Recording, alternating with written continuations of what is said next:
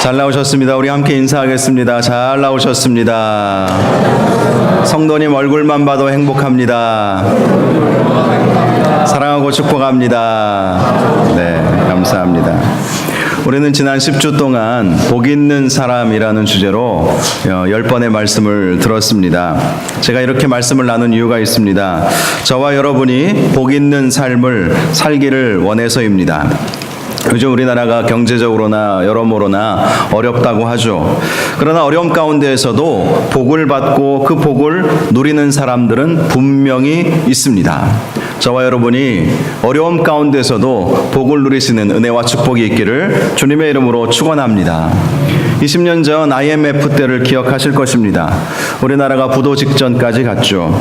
회사들마다 어려움을 겪었고 대량 실직 사태가 있었습니다. 그런데 그 가운데에서도요, 복을 누리는 사람들이 있었어요. 물론 힘들고 어려운 분들도 있었지만 그래도 살 소망이 있습니다. 그래도 살 길이 열려 있다는 것을 우리가 경험하게 됩니다. 제가 전에 섬겼던 교회는 그 어려운 시절에 성전 건축을 했다고 해요.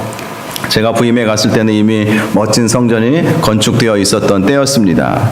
제가 8년 동안 그 교회를 섬기면서 참으로 많은 간증을 들었어요. 어떻게 그런 일이 있었을까?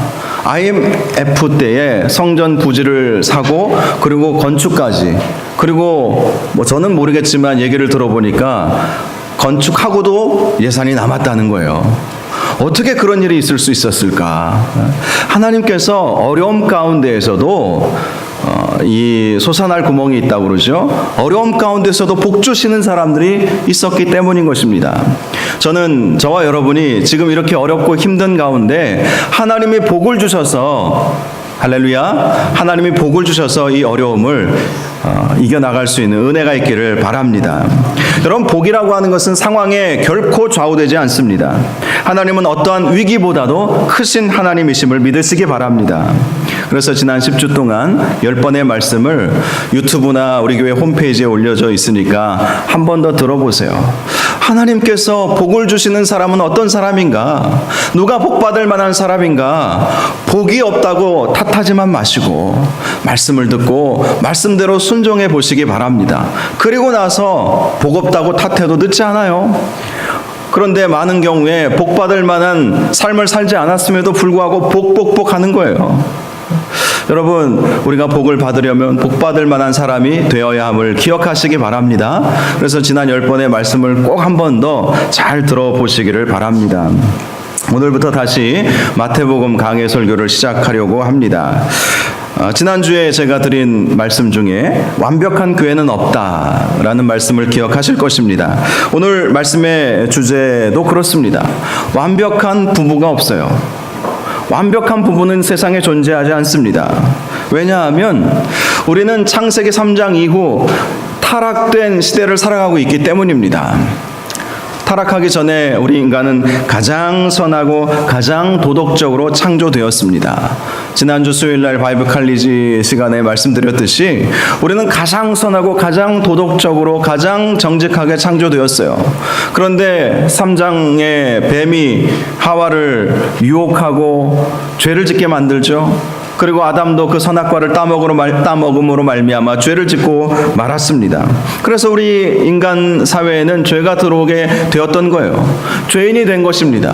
여러분, 부부가 누구와 누구의 만남입니까? 남과 여의 만남과 동시에 죄인과 죄인의 만남이라는 것을 기억하시기 바랍니다. 그래서 완벽한 부부가 세상에 있을 수 없는 거예요. 드라마 보면 멋진 남자, 멋진 여자가 아름답게 사는 드라마 내용을 보면서 부러워하시죠? 그것은 소설 속에나 있는 얘기입니다. 멋진 남자, 그런 남자 여자들은 잠잘 때도 맨 얼굴로 안 자대요? 그 드라마니까 그러는 거예요. 드라마니까. 여러분, 드라마만 보고 드라마와 현실을 착각하지 마시기 바랍니다. 이 세상에 완벽한 부부는 없어요. 완벽한 사람은 없다는 거예요. 어떤 신실한 목사님 부부가 계셨는데요. 어느 날 어떤 여자 권사님이 사모님에게 찾아가서 이렇게 말씀을 하셨대요. 사모님 참 좋으시겠어요. 사모님이 왜요? 라고 물어보았습니다. 그랬더니 권사님이 하시는 말씀이, 그 목사님이 연세가 좀 있으셨거든요. 목사님처럼 자상하고 훌륭한 분하고 사니 얼마나 좋겠어요. 사모님이 뭐라고 대답을 해야 되나 고민하다가 네, 늘 감사해하고 있습니다, 이렇게 대답을 했어요. 그리고 집에 돌아가셔서 목사님에게 이런 일이 있었다 그렇게 이야기를 하니까 목사님이 너무 좋아하시더라는 거예요. 야, 성도들이 나를 좋아하는구나, 내 아내도 나를 좋아하는구나. 그런데 사모님이 딱 하시는 말씀이, 근데 원래는 다른 말을 하고 싶었다는 거예요. 그래서 목사님이 무슨 말을 하고 싶었는데요? 물어보니까 한번 데리고 살아보세요, 이 말이 막 나오고 싶었는데 차마 그 말은 하지 못했다고 해요. 제가 설교를 준비하면서 어떤 연세 많으신 목사님이 이 결혼과 부부의 관계에 대해서 말씀을 하시는 걸 제가 잠시 들었거든요. 그런데 이 목사님이 이런 말씀을 하시더라고요. 하나님은 가능한 부부가 이혼하지 않고 사는 것을 좋아하신다, 이렇게 말씀을 하세요. 뭐 당연히 우리가 익히 들었던 말씀이니까 잘 아실 거예요. 그런데 이 목사님이 그 이유가 뭔지 아십니까? 라고 성도들에게 물어보더라고요. 성도들이 아무 대답을 못해요. 그런데 이 목사님이 이런 말씀을 하시더라고요. 새로 해도 똑같으니까. 여러분, 그래요. 새로 해도 다를 거 하나도 없습니다. 제가 그 말을 들으면서 얼마나 웃었는지 몰라요. 여러분은 별로 안 웃기시죠? 워낙 아름답고 행복한 가정생활을 하니까 새로 해도 똑같으니까 라는 말을 이해할지 못하실지 모르지만 많은 분들이 동감하실지 모르겠습니다. 그분이 새로 해보셨는지는 모르겠어요. 그러나 그럴 것 같지 않습니까? 새로 해도 별거 없어요. 똑같은 죄인이 모여서 함께 사는데 모나고 연약한 모습을 왜 보이지 않겠습니까? 부부가 살면서 싸우지 않는 부부가 어디 있어요? 좋을 때는 사랑해 자기야 나도, 제가 그랬거든요. 사랑해 자기야 나도. 그런데 한번 토라지면 요즘 뭐라고 합니까? 이 왼수. 아니, 저에게 왼수라고 한다는 것은 아니고 많은 부부들이 그러잖아요. 이 왼수 같은 여편네, 뭐 이 왼수 같은 남자, 뭐 이러면서 그러지 않습니까? 어느 사이가 좋지 않은 부부가 있었는데 아내는 교회를 다니고 남편은 교회를 다니지 않았대요. 어느 날 부인이 교회를 다녀왔는데 남편에게 너무 자상하고 다정스럽게 해주는 거예요. 처음에는 이 여자가 미쳤나 이런 생각을 했답니다. 그런데 속으로는 싫지 않더란 거예요. 그래서 목사님에게 전화를 좀 해봐야 되겠다. 도대체 이 여자에게 뭔 얘기를 했길래 이렇게 바뀌었을까? 그래서 전화를 드려봤대요. 목사님이 너무 놀란 거죠. 갑자기 교회도 안 다니는 사람이 이제 부인만 교회를 다니는데 이렇게 전화를 하니까 이 남자가 이렇게 물어보는 거예요. 혹시 지난주에 무슨 말 하셨습니까? 무슨 말을 하셨습니까? 이렇게 이제 물어보는 거예요. 그러니까 이 목사님이 내가 무슨 실수를 했나 보다 이렇게 생각을 하고 조심스럽게 이렇게 말씀을 하셨답니다. 아, 이번 주요 원수를 사랑하라고 말씀을 전했는데요, 이렇게 이야기를 하는 거예요. 여러분, 원수 사랑하라고 말씀을 전하니까 아내가 적용을 한 거죠. 누구에게요? 자기 원수에게. 자기 원수에게 사랑을 이렇게 보여준 것입니다. 여러분, 원수를 사랑하시기 바랍니다. 왜 아멘을 안 하세요? 원수 사랑하시기 바랍니다. 예. 원수를 사랑하라는 말씀은 그 누구도 사랑의 대상에서 빠질 수 없다라는 말씀 아니겠습니까? 하물며 여러분의 남편이며 아내이겠습니까? 비록 속상하고 실수했어도 너그럽게 품고 사랑해 주시고 데리고 살아 주시기를 주님의 이름으로 축복합니다. 왜 아멘이 없으세요? 예? 데리고 살아주시기 바랍니다. 그렇게 될 줄로 믿습니다. 제 은사 목사님이 전에도 한번 말씀드린 것 같은데 부부는 연극을 하면서 살아야 한다 늘 강조하셨어요. 인생은 연극이다, 희극이다 이런 말이 있지 않습니까? 부부의 삶도 늘 연극하라는 거예요. 그래서 아내가 여보 나 뚱뚱해? 아니 날씬해 말해주라는 거예요. 보면 우리가 다 알죠. 여보 나 뚱뚱하지? 그러면 아니라고, 당신같이 날씬한 사람 세상에 없다고. 연극하라고요, 연극을 하라는 거예요. 남편이 좀 비록 배도 나오고 뚱뚱해도 누우면 배가 흘러내려도 남편이 여보 나 뚱뚱하지? 아니 당신 정우성 같아. 이렇게 말해주라는 거예요. 정우성이 누군지 모르세요? 뭐 누구로 얘기할까요? 그래요. 이렇게 연극하라는 거예요. 연극하면서 살 때 그 부부가 얼마나 행복하겠어요. 아닌지 누가 몰라요. 다 보면 알지. 이 저울만 올라가면 내 몸무게를 보면서 내가 알지. 내가 나를 더 잘 알지. 그러나 남편과 아내가 아니라고, 당신처럼 멋지고 당신처럼 예쁘고 당신처럼 자상하고 당신처럼 날씬하고 이런 사람 없다고. 나는 행복해. 당신하고 만나서 행복해. 대본에 쓰여진 것처럼 여기 읽으세요. 대본에 연극 배우가 써놨잖아요. 그 대본대로. 오늘 제가 대본을 알려드릴게요. 남편에게는 여보 사랑해, 아내에게도 여보 사랑해. 이게 딱 나와 있는 그 대본을 읽듯이 그렇게 읽으시기 바랍니다. 연극하라고요. 드라마 주인공처럼 사시라고요. 드라마만 보면서 좋아하지 마시고 얼마든지 우리도 그렇게 연극하고 뭐 연기할 수 있지 않겠습니까? 드라마 주인공들이라고 실제로 그렇게 사는 줄 아세요? 안 그렇잖아요. 대본에 나온 대로 사랑해 자기야 나도 그런 거 아니겠어요? 우리도 얼마든지 그렇게 살 수 있을 줄 믿으시기를 바랍니다. 그래요. 오늘 부부 결혼 이러한 부분에 대해서 말씀을 나누고 싶은데요. 말씀을 준비하면서 좀 조심스러운 마음도 있어요. 그런데 여러분 하나님 말씀이고 또 차례가 돌아와서 드리는 말씀이니까 혹시나 마음에 상처받거나 오해하지는 마시기 바랍니다. 오늘 본문 1절을 보니까 예수님께서 갈릴리를 떠나서 요단강을 건너 유대 지경으로 이르시게 되었다라고 말씀하고 있어요. 그리고 2절 말씀을 보면 큰 무리가 따르고 예수님께서 그들의 병을 고쳐주시게 되었다라고 말씀하고 있습니다. 이 병은 육체적인 병과 정신적인 병, 여러 가지 문제들을 의미하는 것이겠죠. 오늘 이 시간 주님 앞에 나온 저와 여러분에게 이러한 치유의 은혜가 있기를 바랍니다. 육신의 질병, 마음의 고통 모두 다 주님 앞에 나온 오늘 이 요단강으로 건너서 유대지경에 예수님이 이르셨을 때에 수많은 무리들이 주님께 나와 모든 병을 치유받았던 것처럼 저와 여러분의 모든 질병들, 모든 고통들, 모든 아픔들, 모든 문제들 다 치유받는 시간이 되시기를 주님의 이름으로 축원합니다. 그런데 3절 말씀을 보니까 그때 바리새인들이 예수님께 찾아와서 질문을 하죠. 어떻게 질문을 했습니까? 우리 3절을 같이 읽어볼까요? 시작. 바리새인들이 예수께 나와 그를 시험하여 이르되 사람이 어떤 이유가 있으면 그 아내를 버리는 것이 옳으니까. 자, 이 말씀을 보세요. 예수님을 뭐 하기 위해서 예수님께 나왔다고 말씀합니까? 시험하기 위해서. 다른 사람들은 예수님께 나와서 그의 모든 질병의 문제, 고통의 문제, 모든 이 병의 문제를 다 치유받고 싶어하는 마음으로 나와왔는데 이 바리새인들은요 시험하기 위해서 예수님께 나와왔다고 말씀하고 있습니다.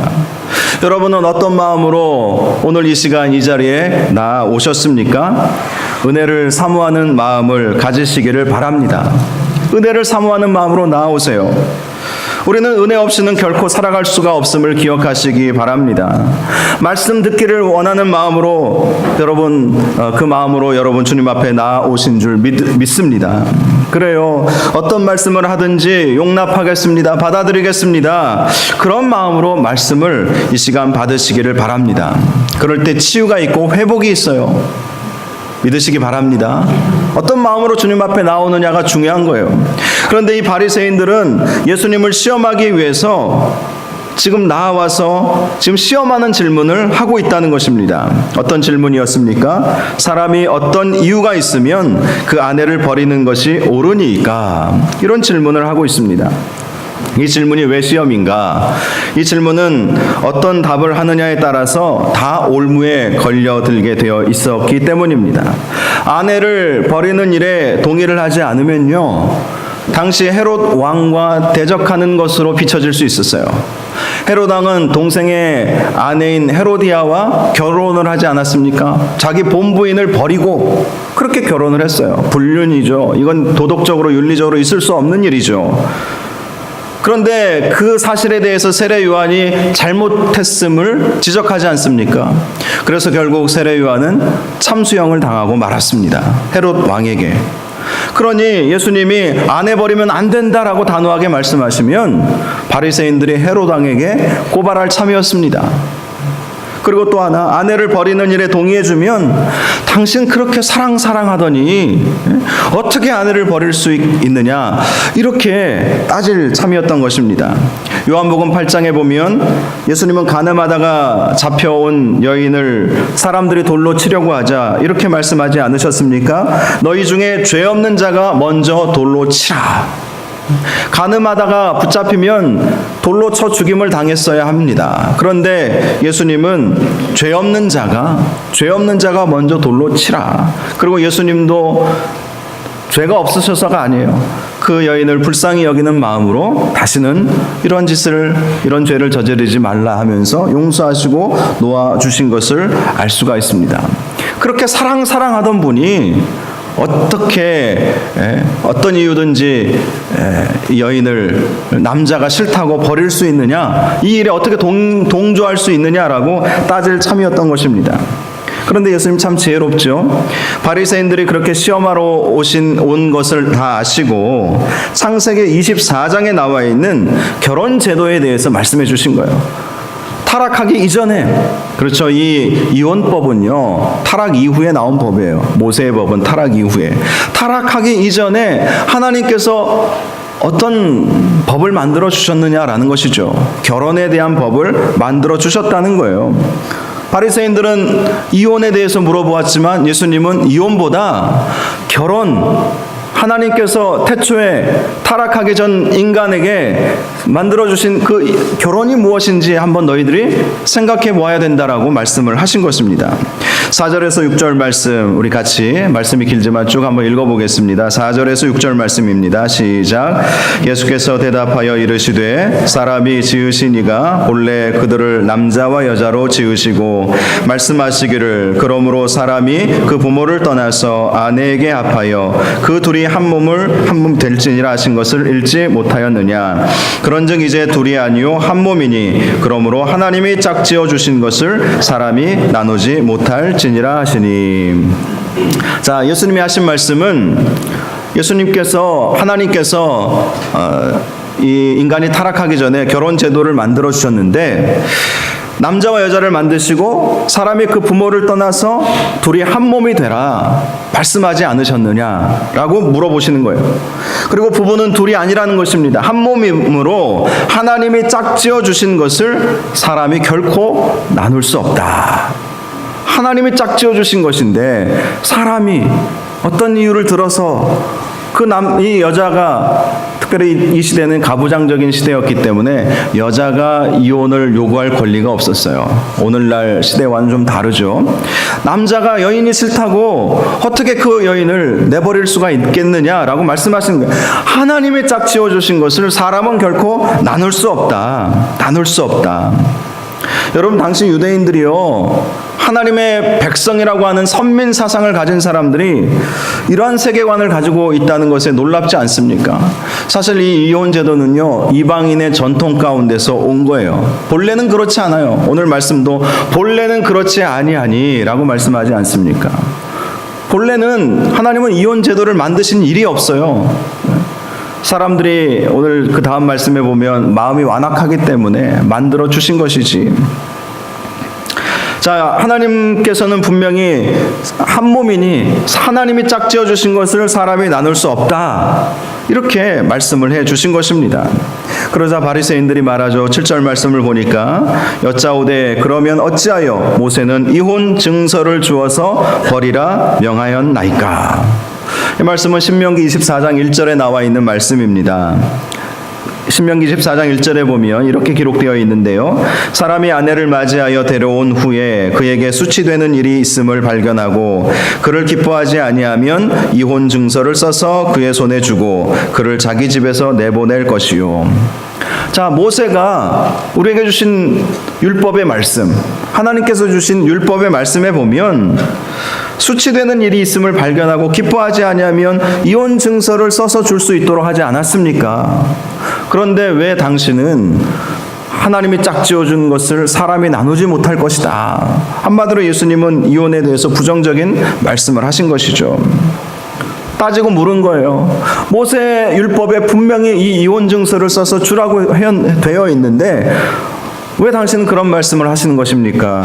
그때 예수님께서 모세의 율법을 제대로 해석해 주십니다. 8절 말씀 우리 같이 읽습니다. 시작.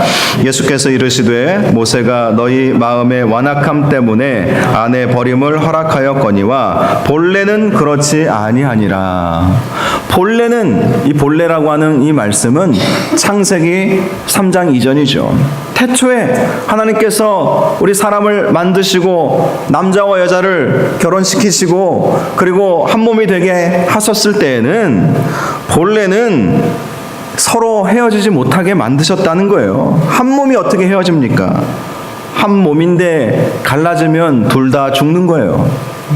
본래는 그렇지 아니하다. 그런데 너희 마음의 완악함 때문에 이 이스라엘 백성들이 이방인의 이 전통을 받아들이면서 또 죄가 마음에 들어온 것이죠. 끝까지 사랑해야 되는데 이 사랑이 쉽지 않잖아요. 부부간에서도 그렇고 또 부모 자식 간의 관계도 그렇고 사람과 사람과의 관계에서도 그래요. 그런데 자식은 안 보면 그만이에요. 또 다른 친구들도 안 보면 그만이에요. 그런데 부부는 맨날 같이 보잖아요. 같이 보잖아요. 그러니 이거 진짜 힘든 거죠. 그래서 남자가 당시에는 이혼에 대해서는 남자에게 권한이 있었기 때문에 남자가 여러 가지 이유들을 들어서 아내를 내어버리는 것입니다. 당시에는요 그냥 말로만 하면 이혼이 됐었어요. 모세 시대에 이 법이 만들어지기 이전에는. 그러니 모세가 이 이혼 증서를 만든 이유는 사실은 쉽게 이혼하지 못하도록 만들었던 법이라는 거예요. 그런데 유대인들은 그걸 오해한 거죠. 해도 된다고 생각하고 이혼 증서를 남발을 했던 것입니다. 사실 이 이혼 증서를 써주는 것은 정말 정확하고 구체적인 어떤 혐의가 있을 때에만 이혼 증서를 써줬던 거예요. 오늘날 우리나라의 이 민법 체계가 그렇지 않습니까? 민법에 보니까 이혼에 관한 조항이 870개나 된대요. 이혼이 가능한 상황이 어떤 상황인지, 배우자가 부정행위를 했거나 또 자기 자신이나 직계 가족을 괴롭혔거나 부양행위를 하지 않았거나 동거하지 않고 있거나. 재밌는 걸 발견했어요. 3년 이상 연락 두절이면 이혼해도 된대요. 2년 반은 안 되고 3년. 이렇게 구체적으로 870조나 이 조항을 만들었더라고요. 오늘날은 굉장히 까다롭게 만들었어요. 그런데 당시 유대 사회에서는 남자가 너 싫어, 나가, 그러면 여자가 쫓겨나는 거예요. 말도 안 되는 상황이죠. 오늘날 세계관에서는 이해할 수 없는 상황이 옛날에 불과 우리도 몇십 년 전에 그러지 않았습니까? 몇십 년 전만 해도 100년 전만 해도 그렇게 살았죠. 근데 이 시대는 2000년 전 아니겠어요? 그러니 오죽했겠습니까? 여인의 인권이 무시당하던 시대에 남자가 조금만 실증 나고 조금만 무슨 마음에 들지 않는 일이 있으면 또 지나가다가 다른 여자가 마음에 들면 그냥 나가라고 보내버리는 거예요. 그래서 모세가 함부로 이혼하지 못하도록 하기 위해서 이혼 증서를 쓰게 한 거예요. 이혼 증서를 가지고 이거는 제사장 앞에서 내가 이 여인과 헤어지겠다. 그리고 정당한 이유를 대야 헤어질 수 있도록 만든 것이 이혼 증서였던 것입니다. 그런데 이것이 흘러오면서 당시 예수님 시대의 유대인의 남자들이 그냥 함부로 이혼 증서 써줘도 된다더라. 그러니까 자기가 그냥 써가지고 줘버리는 거예요. 너와 나는 이혼이다. 더 이상 안 산다. 이렇게 해버린 것입니다. 그래서 사실은 이 모세가 이혼 증서를 써주라는 것도 이혼하지 말라는 것이고 특별히 여성을 보호하기 위해서 그렇게 해주신 거라는 거예요. 그런데 유대 남자들이 그 본래의 의미도 모르고 함부로 너무나도 쉽게 살던 여자를 쫓아내 버리는 겁니다. 오늘날로 말하면 이혼이죠. 오늘날은 남녀 평등의 시대죠. 그래서 여러분이 말씀을 적용할 때 남자들만 쳐다보지 마세요. 요즘에는 여자들도 얼마든지 이혼을 요구할 권리가 있지 않습니까? 남편이 싫으면 딴 남자가 마음에 들면 이러저러한 이유로 이혼을 요구하지 않습니까? 또 뭐 성격 차이 뭐 이런 거 이야기하면서 이혼을 요구하지 않습니까? 여러분 오늘 본문 말씀을 현 시대에 적용해 보면 남자만의 문제는 아니라는 것입니다. 여자들도 결혼에 있어서 책임을 다해야 한다라고 말씀하시는 거예요. 이 음행의 문제 외에는 예수님은 결혼이 계속해서 음행한 이후 외에는 다른 데 장가드는 자는 간음함이라 이렇게 말씀하지 않으셨습니까? 9절에 보면 자, 이 음행에 대한 문제, 그러면 음행했으면 헤어져도 됩니까? 세상법에서는 얼마든지 헤어질 수 있다고 말합니다. 그런데 저는 성경을 보면서 이런 말씀이 떠오르게 되었어요. 호세아 선지자가 딱 떠오르는 거예요. 호세아 선지자. 호세아 선지자는 어떻게 살았습니까? 하나님께서 결혼하라고 한 그 여자를 데리고 살았는데 이 여자가 바람이 나가지고 계속해서 도망가 버리는 거예요. 그리고 다시 데려다가 또 살죠. 그런데 또 나가버리는 겁니다. 그러면서 하나님이 주시는 메시지가 있었죠. 너희 이스라엘 백성이 다 그렇다는 거예요. 하나님 좋아할 때는 막 좋다고 하나님 거룩하신 나의 아버지시오, 나의 신랑 되시는 하나님이시라고 얘기하면서 뭐 조금 하나님이 섭섭하게 느껴지면 막 도망가 버리는 것이죠. 여러분 안 그러세요? 다 사람들이 그런 거예요. 그것을 호세아 선지자를 통해서 하나님이 보여주신 것이죠. 근데 이 말씀들을 보면 간음의 문제도 이건 사실 뭐 조심스러운 이야기예요. 할 수만 있다면 용서하고 품어주라. 이게 이제 호세아 선지자의 그 선지서에 나와 있는 말씀인 것입니다. 물론 이거 쉽지 않은 문제예요. 이혼하셔도 이 문제는 예수님도 인정하셨기 때문에 이혼하셔도 문제가 되지 않습니다. 하지만 그럼에도 불구하고 품을 수 있으면 품어라. 하나님이 짝지어 준 것을 사람이 나누지 못할지니라. 이 말씀 때문에 어찌됐든 함께 살 수 있으면 살아라. 이것이 사실 성경적인 말씀인 것입니다.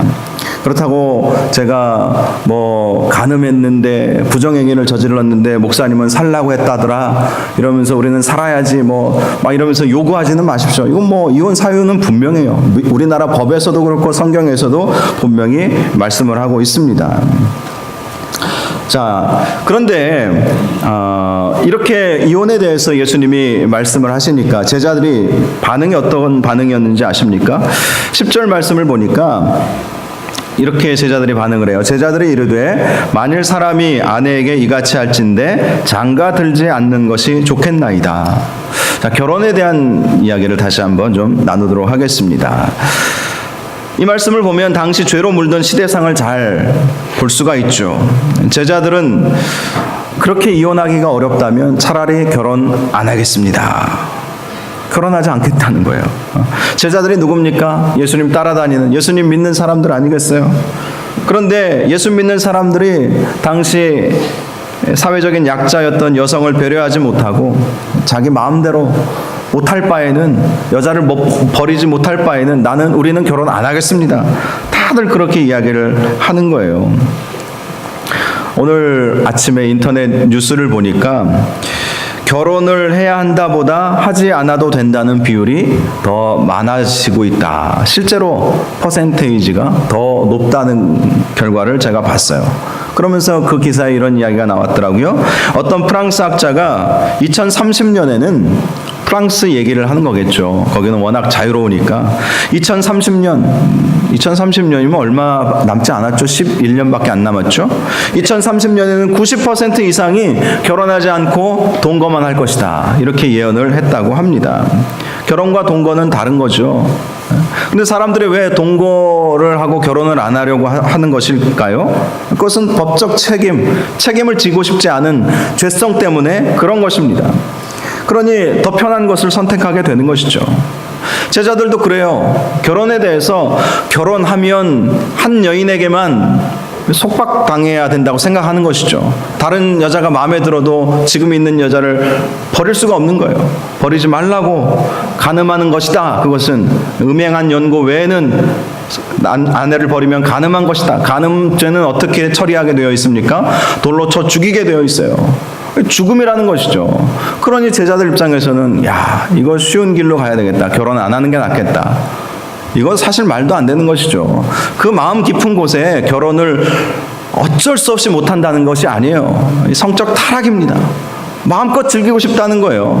아니 예수 믿는 사람이, 예수님의 제자들이 얼마든지 인간은 그렇게 타락의 길로 갈 수가 있다는 거예요. 그러자 예수님이 11절과 12절에 이런 말씀을 하셨어요. 우리 같이 말씀을 읽겠습니다. 시작. 예수께서 이르시되 사람마다 이 말을 받지 못하고 오직 타고난 자라야 할지니라. 어머니의 태로부터 된 고자도 있고 사람이 만든 고자도 있고 천국을 위하여 스스로 된 고자도 있도다. 이 말을 받을 만한 자는 받을지어다. 자, 결혼하지 않겠다라고 하는 제자들 앞에서 결혼하지 않는 사람은 타고난 사람만 그럴 수 있다. 타고난 사람만. 자, 누구입니까? 자, 자연적으로 고자가 된 사람, 인위적으로 메시와 같은 사람이죠. 인위적으로 고자가 된 사람. 자, 그런 사람들 당연히 결혼할 수가 없겠죠. 그리고 또 하나, 천국을 위하여 스스로 고자 되기를 작정했다면 몰라도 장가 가는 것이 옳다라고 말씀하시는 것입니다. 자, 천국을 위하여라고 하는 단서가 분명히 붙어 있어요. 그런데요, 저는 말씀을 묵상하면서 현대 이 복잡한 이 세상을 이 말씀을 통해서 어떻게 해석하는 것이 좋을까? 이혼하지 마라. 또 결혼하라. 자, 이렇게 우리가 단순하게만 사실 말씀을 제가 이 자리에서 그렇게 전하고 내려올 수도 있어요. 그런데 조금 더 깊이 묵상하면서 기도해 봤어요. 과연 하나님, 이 문제가 이 현대 이 복잡한 사회 속에서 어떻게 이 문제를 적용하고 어떻게 해결하는 것이 좋을까? 여러분, 만약에 정말 이혼 사유가 분명하다면 그래도 참고 살아야 되겠습니까? 어떻게 생각하십니까? 헤어질 수밖에 없는 상황이라면 헤어지세요. 성경에 보니까 고린도전서 7장에 믿지 않는 남편을 둔 아내가 신앙을 이유로 남편이 같이 살고 싶지 않다 하면 갈리게 하라. 사도 바울이 그렇게 말씀을 했어요. 그 신앙의 문제로 아내를 폭행하고 감금하고 뭐 믿음을 버리게 하고 핍박하고 그러면 갈리게 하라. 그런데 그 다음에 이런 말씀이 있어요. 그러나 하나님은 화평 중에 너희를 부르셨느니라. 자, 여러분, 이런 말씀들을 종합하면 하나님은 이혼에 대해서 정죄하지 않습니다. 그래서 여러분 혹시나 뭐 여러 가지 이유로 어떤 정욕 때문에 뭐 이런 부분 때문에 이혼한 분들은 사실 없지 않습니까? 또 우리나라 법이 그렇게 쉽게 호락호락하게 이혼을 허락해 주지도 않아요. 4주 후에 보겠습니다. 이런 말 있잖아요. 4주 후에. 예전에 사랑과 전쟁인가요? 드라마에 4주 후에 보겠습니다. 이렇게 하면서 가급적이면 살도록 하죠. 우리나라 법에서도 그래요. 정서적으로도 그래요. 그런데 헤어질 수밖에 없는 그런 상황이 생겼다 그러면 어떻게 하겠습니까? 보통 신앙 믿음 있는 분들이 이 말씀 들이대면서 정죄하죠. 그러나 결코 그렇게 하지 마세요.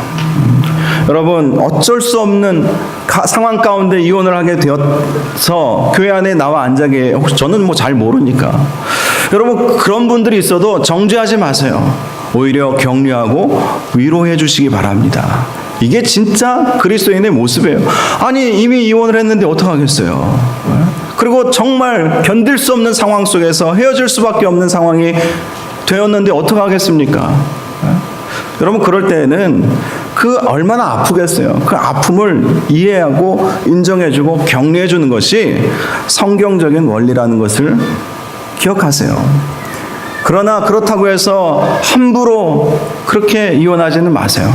최대한 정말 죽을 만큼 가정 지키고 부부를 이 관계를 유지하기 위해서 노력하시되 정 안 되면 안 돼서 헤어질 수밖에 없는 상황에 빠졌는데 어떡하겠습니까? 그럴 때 그것은 그분들의 문제겠죠. 그런데 중요한 거는 다른 성도들의 시선이에요. 그런 사람들을 보면서 막 정죄할 때가 얼마나 많이 있는지 몰라요. 교회 안에서 결코 정죄하지 마세요. 정죄하지 마세요. 조심스럽지만 동성애 문제도 그래요. 여러분, 동성애자가 교회에 올 수 있습니까? 오면 안 됩니까?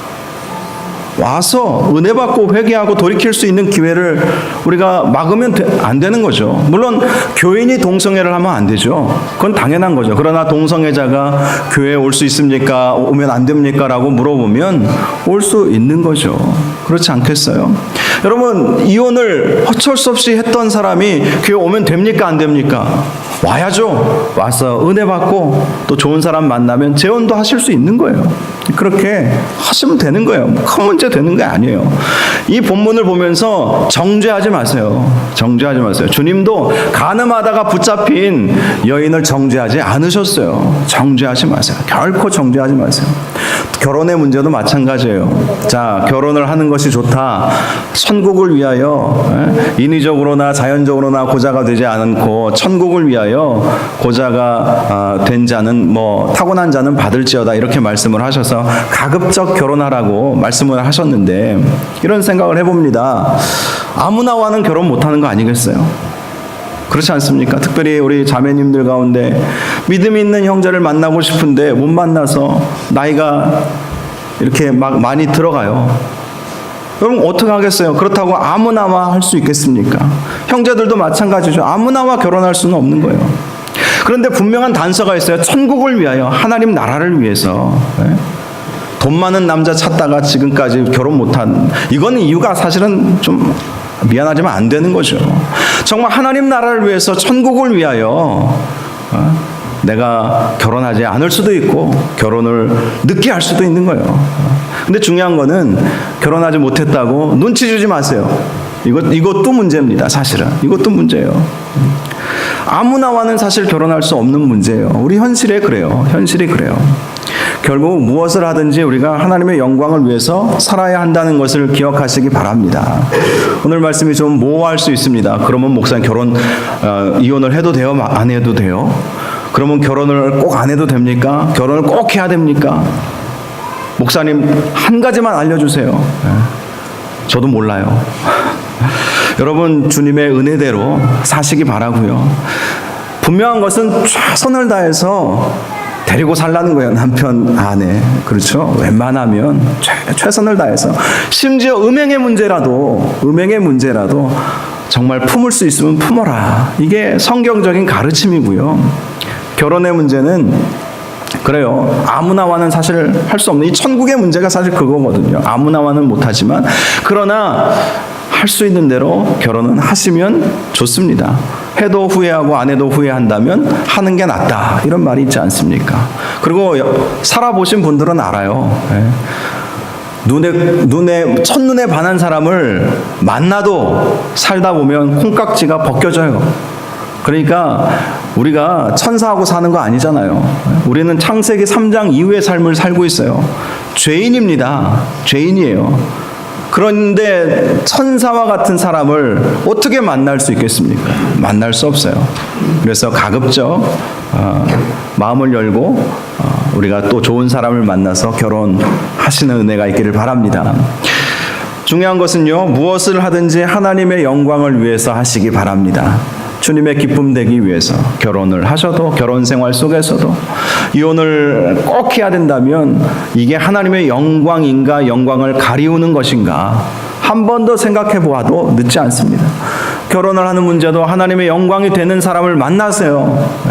그리고 결혼을 하지 않아도 하나님의 영광 때문이라고 말할 수 있어야 돼요. 오늘 좀 경우에 따라서 받아들이기 어려우신 분들이 있을지 모르겠지만 오늘 말씀 잘 깊이 생각하시고 하나님의 영광을 위해서, 천국을 위하여, 하나님 나라를 위해서 여러분의 가정생활 잘 감당할 수 있는 은혜가 있기를 주님의 이름으로 축복합니다. 이 시간 우리 함께 찬양한 곡 같이 부르기를 원합니다. 나 주님의 기쁨 되기 원하네. 우리가 어떤 일을 하든지 다 주님의 기쁨이 되어야 됩니다. 결혼을 하는 것도 주님의 기쁨 되기 위해서, 또 우리가 어떤 사람을 만나는 것도 다 주님의 기쁨 되기 위해서 그렇게 살아야 될 줄로 믿습니다. 우리 함께 찬양하겠습니다.